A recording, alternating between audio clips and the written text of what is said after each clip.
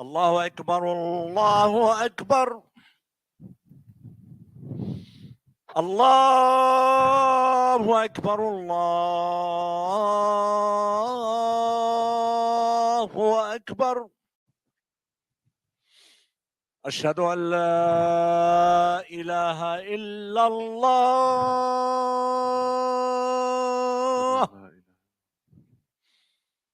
أشهد أن لا إله إلا الله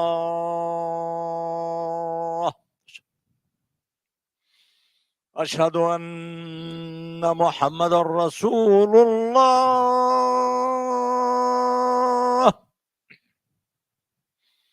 أشهد أن محمد رسول الله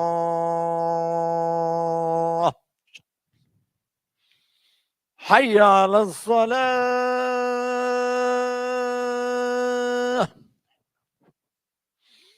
حي على الصلاة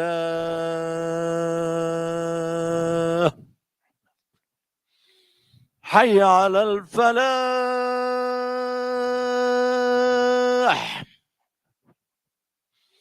حي على الفلاح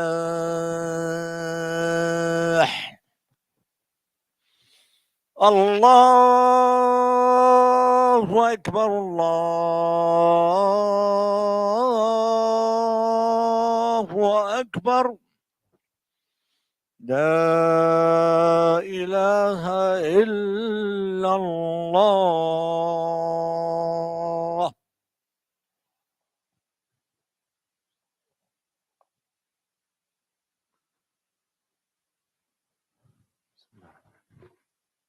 إن الحمد لله نحمده ونستعينه ونستهديه ونستغفره ونؤمن به ونتوكل عليه ونشكره ولا نكفره ونعوذ بالله من شرور أنفسنا ومن سيئات أعمالنا من يهد الله فهو المهتد ومن يضلل فلن تجد له وليا مرشدا وأشهد أن لا إله إلا الله وحده لا شريك له وأشهد أن محمدا عبده ورسوله وصفيه من خلقه وخليله بلغ الرسالة وأدى الأمانة ونصح الأمة فكشف الله به الغمة فجزاه الله عنا خير ما جازى نبيا عن أمته وداعيا عن دعوته.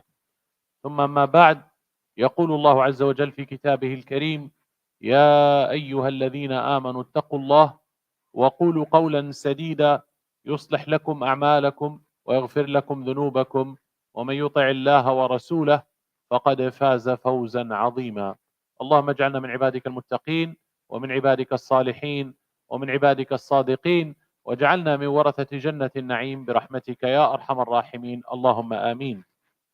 My dear brothers and sisters, we always thank Allah subhanahu wa ta'ala for all what He has done for us subhanahu wa ta'ala as an ummah of the Prophet sallallahu alayhi wa wasallam, as individually in our individual lives, in our family lives, granting us of everything that we asked Him. We thank Allah subhanahu wa ta'ala for the good destiny, what seems to us good, and we thank Allah for what seems to us as bad destiny. For Allah subhanahu wa ta'ala is always plotting for the believers. For in your individual life, Allah is planning for you. On your family level, Allah is planning for you. On our community level, Allah inshallah is planning for us. And on the ummah level, Allah also is planning for us. And usually what seems to be the worst times in your life and the worst times in the life of the ummah could be actually one of the best times that Allah subhanahu wa ta'ala has put together for this ummah to stand up and wake up and claim its rightful place between the nations. My dear brothers and sisters, whatever is happening in Palestine right now and in Gaza is not something that is happening to people who are far away and, another land, and it does not affect our lives. As you can see, it's affecting each and every one of us, and it should. I've just received the news 4 hours ago, 5 hours ago, The Israeli jets hit in front of a Shifa hospital. Who was standing there? The cousin, who's an old man of one of the board members here at MCA, Brother Hamza Harara. His uncle was standing, and his young journalist son in his 20s was standing there, and in an instant they died. Insha'Allah, Allah accept them as shaheed. And these are only two out of God knows this Mustashfa Shifa, because people, thought that there is humanity, there is, civility, there is some international law, there is the world is watching, but none of that helped. 30,000 people has congregated around the hospital because they think the hospital will not be hit. So far, the Indonesian hospital has been hit, a Shifa hospital has been hit, and the Al-Quds hospital has been hit.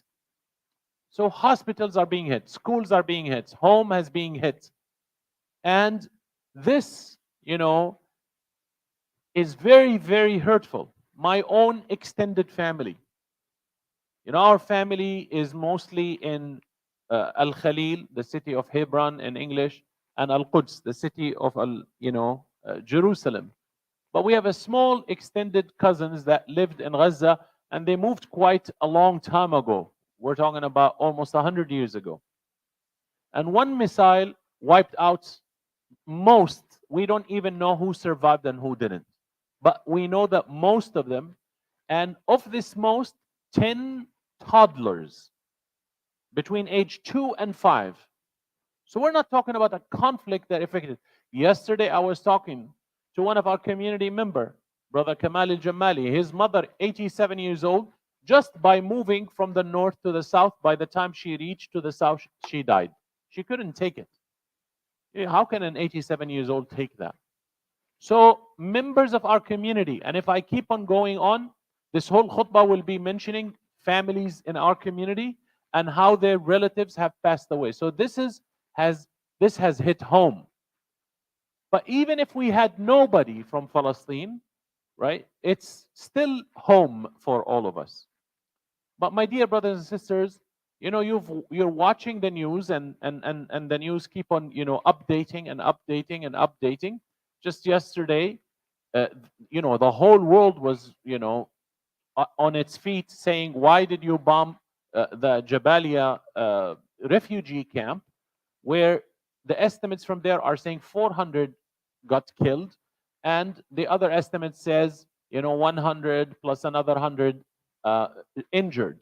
So this is a refugee camp. Those are the people who actually could not move. They could not move from the north to the south, and they thought, they can see with the airplanes that we are nobody, we're just a family in a house.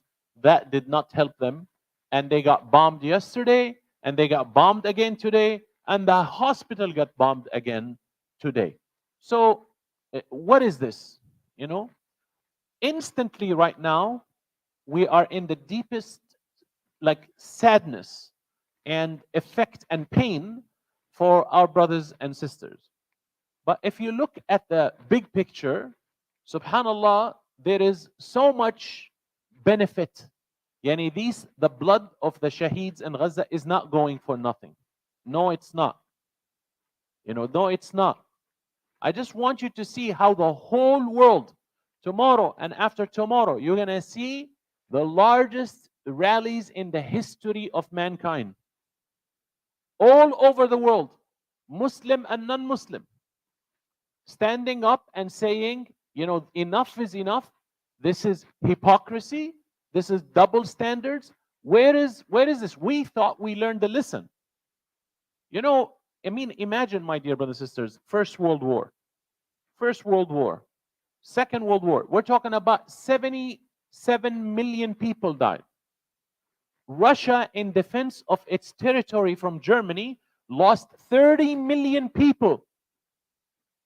They used, this is not strange to European powers. I just want to tell you. If you compare these numbers that we're hearing, let's say 10,000, with 30 million of German bombardments, this is like, this is not strange to what's happening. Even on the level of soldiers, when the United States sent help to France and England in the First World War, the First World War lasted 110 days and 110,000 American soldiers died. On average, 1,000 soldiers a day. Because the Germans used to just bomb out of existence. War is ugly, but we thought we learned the lesson, and we came up with the Geneva Convention, and we organized. And as humanity, we came together and we said, never again, right? Soldier to soldier is one thing, but targeting entire civilian populations, London was bombed out of existence. Paris was bombed out of existence. The German soldiers were walking down the aisles of Paris. They took over France. It was gone. We thought we learned, And subhanAllah, my dear brothers and sisters, it's well documented. But, as much as you think people are smart, as much as they are actually not smart, and out of respect to Salat al-Jum'ah on Minbar Rasulullah sallallahu alayhi wasallam, I will not use words that do not befit this place. As much as you think people are smart, they're very unsmart. Throughout history, no foreign empire came, foreign power, whether it's an empire or not empire, and came and acted like as a foreign empire and ignored the locals, but eventually that empire collapsed and the original inhabitants of the land came back, and it does not work. The only time it works is when you literally wipe out the entire population. Then it works. Subhanallah, Allah subhanahu wa ta'ala has blessed this ummah with numbers. So to wipe out 2 billion people is not possible, and it's not going to happen. So now what? Because it's not only Palestinians. You're not talking about Palestinians. You're not talking about 2.2 million in Gaza, half of them are children. You're talking about an entire Muslim ummah. My dear brothers and sisters, it is very important that the entire world sees how their system is failing, how there is blatant hypocrisy, double standards. This is important. Number two, one of the good things that are happening is that even us, the Muslim ummah, like the Muslim youth being oppressed in their own countries, they just want to forget. They just want to follow the pop culture. Whatever there is, music or festivals or this or that, let's just forget. And Allah is not allowing this ummah to forget. Every time we go to sleep, Allah Azza wa Jal wakes us up. I want you to think about this. The war on Ukraine happened. How many rallies worldwide have you seen? I have seen 0. Do you see, subhanallah, the importance of Al-Masjid Al-Aqsa and Palestine? Do you see how, some way, somehow, it's wired into people's consciousness of all nations? Do you know that the unofficial numbers of the soldiers and civilians in Ukraine right now have reached approximately 500,000 people in 2 years? The unofficial number. The official number is around 100,000. Do you understand? And not a single person. Something about Palestine, something about this holy land that wakes up the entire world. Don't take that lightly. Like, look how many wars happen around the world. Never does the world come out except when it's Palestine. Subhanallah. Something about this place that is connected to the heart of every human. So don't take that lightly. And don't take lightly that the Muslim ummah, like I kept on saying this before, 2000 and the year 2000, Ariel Sharon became the prime minister, and he didn't want the peace deal and the peace treaty, and he didn't want to do anything. So he walked with his soldiers inside the Masjid Al-Aqsa. So what they call the second intifada erupted. The first intifada, 1987, throwing stones, taking the peaceful way, demonstrations, burning tires, no guns, no bullets, just, symbolic. Did that work? No, it didn't. When people say, why don't the Palestinians protest peacefully? They did for quite like 6-7 years. And the whole world was pressuring the state of Israel to stop killing their children, throwing rocks, for God's sake. You're occupying their land. Subhanallah. And then, when you learn that when the plan is what they call settlement occupation, there's different types of occupation. You can go and occupy a land and you will not get a single resistance. Why? Because you're treating everyone nicely. Like this occupation of Palestine, if Allah willed, like right now, you wouldn't be even hearing from the Palestinians. They will be richer than you here in the Silicon Valley. Because it could have been a total occupation, doesn't come in one form. They could come, build, hey, what do you want? House? We'll give you a house. We'll give every Palestinian a house. We'll give every Israeli a house. What do you want? Job? We'll give you a job. What do you want? Retirement? You got retirement. Khalas, people will forget. But that's not the project. The project is settlement occupation, which is by design. You have to replace the local population, take them out either by killing them or pushing them out of their land, because you're trying to bring a whole different race, because that's the project essentially from the beginning. This could have gone two different separate ways. It didn't have to end up like that. But subhanallah, it ended up like that. Why? Because if it was the other occupation, the Palestinians would have went to sleep and the whole Muslim world would have went to sleep. I mean, look, in where the Muslim majority countries, the dictatorships that we had, we just breathed some air when the Arab Spring happened, and then it turned to be democracy is haram for us, halal for somebody else. Like we don't deserve democracy. It's haram. Freedom is haram for you. Independence is haram for you. Your leaders have to be loyal to us and you have to accept that. 1992, Muslim parties won election in Algeria. Do you know, because they won election, they canceled the election, so people erupted. The official is 150,000 people got killed between 1992 and 2000. They call it the dark decade. The unofficial number is 1 million people. Of what? The agency of France, the Algerian government, killing their own people. Why? Because they won the election. How dare you win the election? The unofficial number right now in Syria is 500,000 people in 10 years. The 500,000, the unofficial. The official number is 300,000, 250 to 300,000. Why? Because nations wanted to breathe freedom. No, freedom is haram for you. It's only halal for us. So my dear brothers and sisters, when you look at this situation, you have to take 10 steps back. And when you take 10 steps back, you realize how Allah Azza wa Jal used the land of Palestine. It's like, there is a destiny on your own personal level. When were you born? When you're going to die? When you're going to get married? Who you're going to get married to? Who will be your children? It's all personal destiny.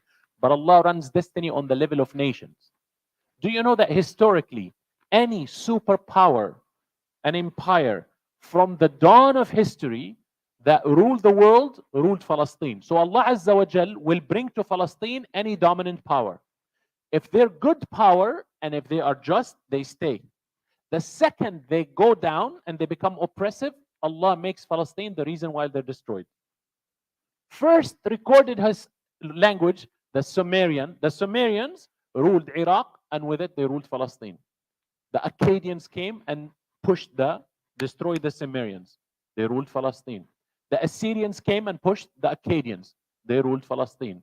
The Babylonians pushed the Assyrians. They ruled Palestine, right? And it's the Babylonians that destroyed Nebuchadnezzar, the first temple built by Sayyidina Sulaiman alayhi salam. The Assyrians, came to them. Who deposed them? The Persians. They ruled Palestine. And Cyrus, the king, helped the Jews rebuild the first temple. We're talking about 1000 BC. Right? It's unbelievable. Then, after the Persian came, the Macedonians came. 333. Alexander the Great came. He's ruling the world. First target, rule Palestine. From Palestine, he went down and ruled Egypt, and he established a city under his name, Alexandria, right? Al-Iskandariya, from Iskandar. Macedonian, and he went all the way to Afghanistan. He took this, and at age 25 he ruled Palestine, and with him he brought the Western culture. And something happened to the Jews at that time because they represented the Muslims. When they saw the Europeans, the Macedonians, like, they're Europeans, they're good looking, this, and their civilization, the Jewish people split in half. Half of them became secularists, and they said, we don't want to follow Judaism. We don't like it. We want to follow the Western way, the advanced way. And they became known historically as the Hellenistic Jews. This is happening to us Muslims today. Even the West came as a colonizing power. There are some Muslims who want to follow the West. Guess what? It happened before. Way before Allah Azza wa Jal sent Prophet Muhammad sallallahu alaihi wasallam as a prophet. And they have been suffering from Hellenistic Jews until today. And then Alexander the Great, his empire broke into pieces. The Sadducees, the Lucid Empire ruled Palestine. And then the Roman Empire came, ruled the world. They had to rule Palestine. Then the Muslim Empire came to rule the world. They had to rule Palestine. Then the Western civilization or the Western kings got together, the Crusaders came to Palestine. They had to rule Palestine. Almost 100 years. Whoever rules the world has to come to Palestine. If they are a good ruler, Allah will give them tamkeen. They will stay there. But if they go wrong, Allah will make Palestine the burial of all empires throughout Palestine. I've just summarized for you 6,000 years in 3 minutes. My dear brothers and sisters, there is a big destiny happening. This is called destiny on the level of the ummah, on the level of nations. Global destiny, what you see. And Alhamdulillah Rabbil Alameen, we have to see right now, America has never seen in its history 3,500 Jews blocking the Congress and saying ceasefire now, not in our name. Never America in its history had the largest central station in New York blocked except by Jewish people who said, not in our name. This is a genocide. This is, who's talking? People, this has never happened before. You need to document that. From our Christian brothers and sisters, one of the oldest churches in the world, 1,700 years, almost 300 years after Jesus alayhi salam, got bombarded and they killed the Christians inside. The world is watching. The world is from... What does Chile has to do with the whole thing? They just cut ties. What does Brazil have to do with the whole thing? What does Bolivia have to do with the whole thing? What does Argentina has to do? One of the largest Jewish concentrations is Argentina, and the Jews there, are pushing their government to say to Israel, stop. You need to document that. This is large destiny. We are in a better situation. Brothers and sisters, do you know that if we were living at the time of the Roman Empire, nobody will care about your public opinion or public opinion. Who cares about public opinion? There is an emperor. He decides we go to war. It's done. Do you know we are at the time that we actually can express ourselves and say something? And our opinion affects world politics. This has never happened before. So this is a golden chance. Don't feel helpless. You're not helpless. You're not hopeless. You have Allah Azza wa Jal with you. You are on the side of the truth. You are on the side of the right side of history. How many times have you heard me on this minbar saying I'm against killing the civilians and the children in Ukraine? You don't have to be a Muslim for us to stand with you. If you're oppressed, you're oppressed.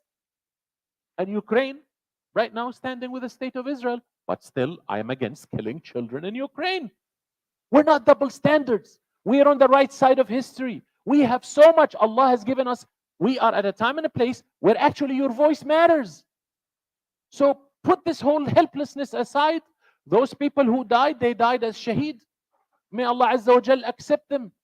And it's a big destiny.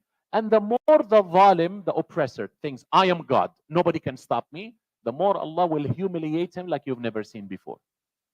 You've never seen before.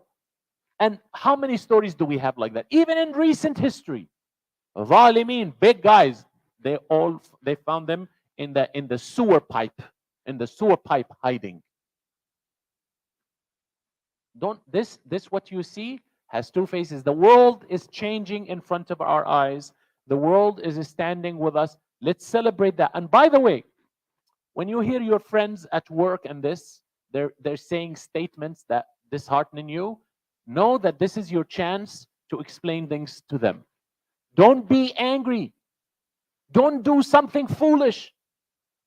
Our enemies wish that now one Muslim will get up and make something crazy happen so that the whole public opinion turn against us. Don't ever do something foolish. We're Muslims. We don't do this. We'd rather, Rasulullah sallallahu alaihi wasallam told us, you should rather meet Allah being the oppressed than meeting Allah being the oppressor. And the people that you see that they have been since childhood brainwashed, these are your customers. Be patient, smile, talk with them, this and that. There is something about people in this country. They have a good heart. And I'm telling you, I traveled around the world. One of the best people you can meet in your life are our American neighbors. The public here, they have something. The difficult is with immigrants that just came fresh, God knows from where. Those people are like, but someone born and raised here, brothers and sisters, 67% of 35 years and younger in America are against this war. They want a ceasefire. All the young generation. And if someone is angry, you have to educate them. And the more angry they are, the better you should act with them until you melt them down with your good morals and manners. Because we're sitting down here, we're civilians talking to civilians. Nobody is like, you just have to make your case again and again and again. Imagine Nuh alayhi salam making his case for 950 years. Do you know why Allah mentions his story in the Quran? So that you can use it today. 950 years. We don't give up. We are on the truth and we're going to explain the truth until people hear us. Bi'idhnillah ta'ala. May Allah Azza wa Jal inspire us to be the best defenders of Islam and Muslims and of the truth and of that which is right and good and righteous. Ameen. أقول ما تسمعون وأستغفر الله لي ولكم فاستغفروه والغفور الرحيم. بسم الله الرحمن الرحيم. الحمد لله وحده والصلاة والسلام على من لا نبي بعده. اللهم يا مسبب الأسباب سبب لنا أسباب الخير يا رب العالمين. My dear brothers and sisters, when you call. When they tell you call this number, call. When they tell you sign this petition, sign. When they tell you go out and protest, the idea is they're listening and it's affecting. If we can just like stop the killing one day, imagine when Allah Azza wa Jal write in your hasanat, you stopped killing of God knows how many children. Let's be focused here. Like people cannot take it anymore. How do you cut the water, the food, the fuel, and the electricity before you even start the war on 2.2 million? Brothers and sisters, they're saying what other options? Do you know that militarily there is so many other options in this? Do you know that? Like they can actually target whoever they want to target without bombing the whole population. There is actually a way to do that. There is a reason why the number of bombs dropped on Gaza in one day is more than the number of bombs dropped on Afghanistan in 1 year. There is a reason. Because in our country here, there's still goodness in the hearts of the people. Whether you agree with the whole thing, obviously we don't agree with invading any country. And we don't agree with any terroristic attack, any killing of innocent, any killing of children, any killing of civilians. But the idea is, there is something better than another. There is a reason. And now it's your turn to help. If you can stop the onslaught 1 minute, 1 hour, 1 day, 1 month, Alhamdulillah Rabbil Alamin, you meet Allah and you save God knows how many lives. So let's not give up. Let's do our part and leave the rest for Allah. This is the time for the believers. This is the time for the mu'mineen. This is the time for people of righteousness, people of good standards and values and principle in this life to do their part. May Allah Azza wa Jal honor us by saving our lives and honoring us by saving the life of our brothers and sisters in Gaza. Ya Allah, protect them, Ya Rabb al-Alameen. Ya Allah, secure their fears, Ya Rabb al-Alameen. Ya Allah, protect their weakness, Ya Rabb al-Alameen. Ya Allah, protect them from in front of them, from behind them, on their right side, on their left side, from above them, from above them, from above them, and from beneath them, Ya Rabb al-Alameen. Ya Allah, save the life of the women and children and the innocent people, Ya Rabbal Alameen. Ya Allah, bring an end to this struggle where there is justice and peace, Ya Rabbal Alameen. Ya Allah, replace this madness with some sanity, Ya Rabbal Alameen. Ya Allah, make us from the people who change history and make humanity a better place for all humanity, Ya Rabbal Alameen. Ya Allah, honor us, and Ya Allah, have your mercy on us, and Ya Allah, do not make us from those that they see their brothers and sisters suffer and they do nothing about it, but help us to do whatever is within our means. Ya Rabbal Alameen, Ya Akram al-Akramin, wa aqim as-salah, inna as-salata tanha 'anil fahsha'i wal munkar, wa la dhikrullahi akbar, wallahu ya'lamu ma tasna'un.